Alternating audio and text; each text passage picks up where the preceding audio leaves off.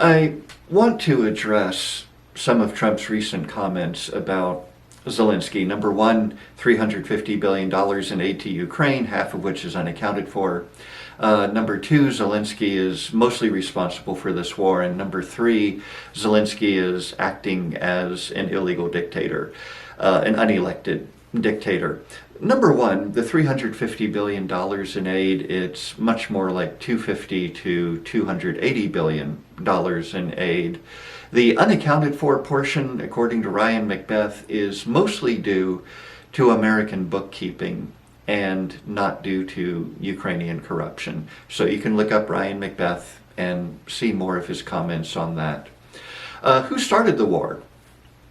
The war begins in recent times with a hybrid warfare in eastern Ukraine as far back as 2014. And that means that's when Putin took over eastern Ukraine and the Crimean Peninsula. And then the major invasion takes place on February 24, 2022. And that's when Russia began its invasion for the conquest of Ukraine in earnest. So bear in mind, these are Russian troops, Russian hardware, Russian military assets, missiles, armor, aviation, all going westward across the border into Ukraine, much of it targeting Ukrainian civilians. So it does seem to me pretty clear who it was that launched the special military operation into a neighboring country. Now, what about Zelensky being an unelected dictator? According to Operator Starsky, who is Ukrainian and who is able to read the Ukrainian Constitution, the Ukrainian Constitution does provide for extended terms for the President of Ukraine in the case of martial law. And so, with the war going on, Ukraine has declared martial law, and the Ukrainian Constitution does allow for President Zelensky to continue beyond his elected term with the power and the authority of president. We don't have that provision in our Constitution, but then again, we don't have a border with Russia. Now, I want to talk a little bit more about Zelensky. He's often portrayed badly. He's severely maligned in social media. So please try to recall when in February of 2022, as Russian troops are pouring in from Russia and down from Belarus, that Zelensky was in Kiev, the capital city, Russian armor just miles away on the outskirts of the city, and Zelensky was offered safe passage out of Ukraine. He refused to take it and famously said, "I need ammunition, not a ride." And so Zelensky, at that moment, put his life in danger, has been doing that daily for the last 3 years, and in so doing, he gave the Ukrainian people a government in which they could have faith, and he gave the Ukrainian army something for which they could fight. Had he left, Ukraine might have fallen, but he showed extraordinary courage and has continued to show extraordinary courage, more so than most of his detractors and critics. Now, there's another factor to this. It was that when the Russian invasion began, the entire Western world anticipated that Russia would simply steamroll over Ukraine. On paper, the Russian army looked huge, and the Ukrainian army looked so small that it was our fear and Russia's hope that this war would be over pretty quickly.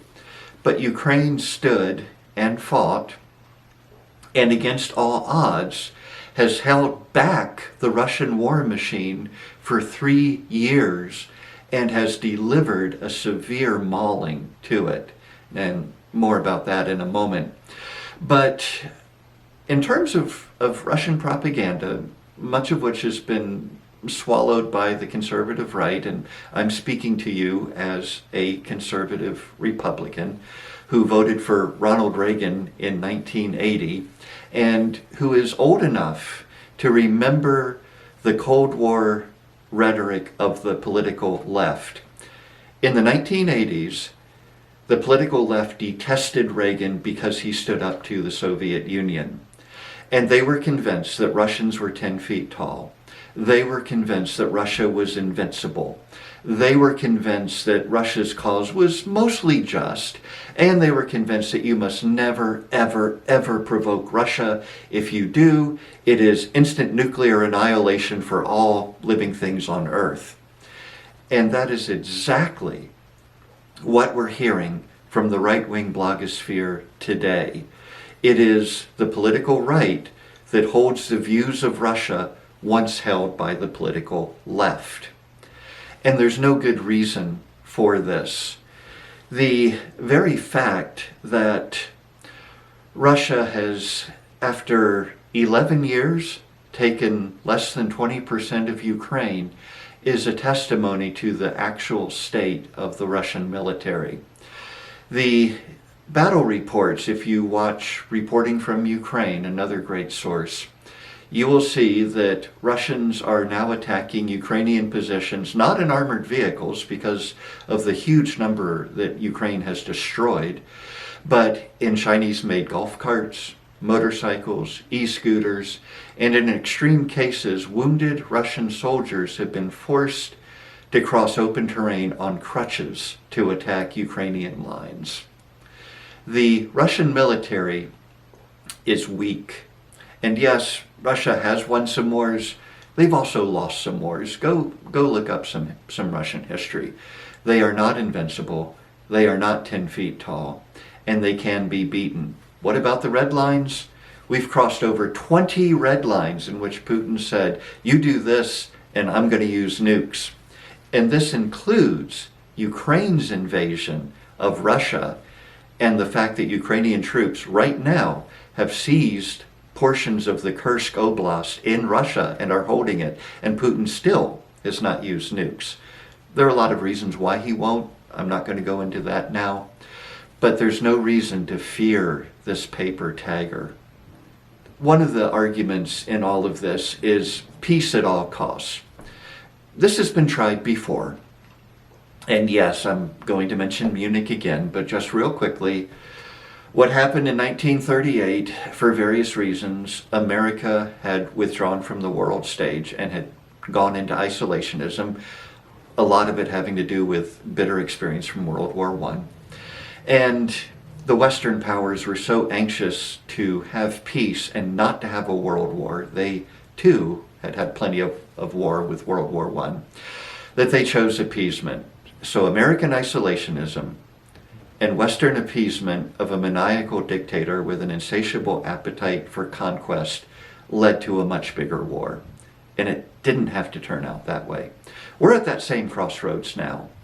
Do we give Ukraine the support that she needs to win back her borders, which is not unreasonable if we would actually support her, or do we appease a maniacal dictator who will only use this time to rebuild and to strike again? There is no question, if you watch Russian propaganda, that the goal is not just the extermination and the genocide of Ukraine, but the conquest at least of the former Soviet Empire, including those Warsaw Pact nations that left and have now joined NATO. Now, peace at all costs was rhetorically answered in 1775 when Patrick Henry very famously said, "Is life so dear or peace so sweet as to be purchased at the price of chains and slavery? Forbid it, Almighty God." You see, there was a time when Americans thought like Ukrainians. And it's time to revive that spirit. It is time for us on the political right to admit that we have been lied to and that we have swallowed those lies like a commode. It is time for us to find the truth, get the facts, and support Ukraine in this time of crisis.